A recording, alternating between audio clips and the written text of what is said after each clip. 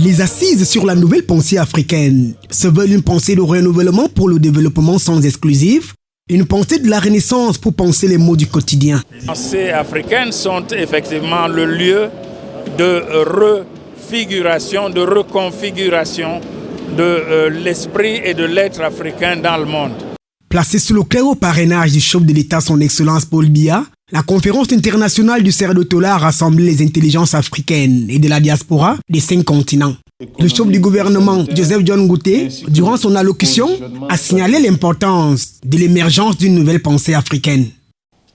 Consciente du rôle que le patrimoine culturel est susceptible de jouer dans le processus de développement socio-économique de notre continent, l'Union africaine a adopté en 2006 la charte de la Renaissance culturelle africaine.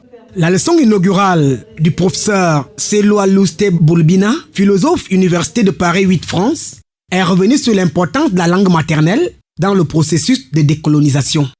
Je suis très contente pour ces assises. Vous savez pourquoi? Parce qu'on a parlé de la langue africaine, qu'on veut revaloriser nos langues.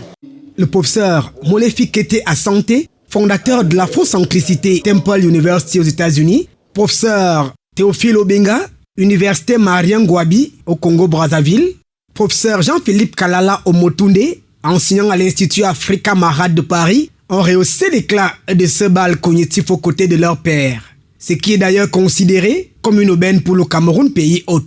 Que ça parte du Cameroun, c'est un signe, on ne peut plus fort. Vous avez vu. L'Afrique existe, elle existe plus que jamais, elle doit se réinventer.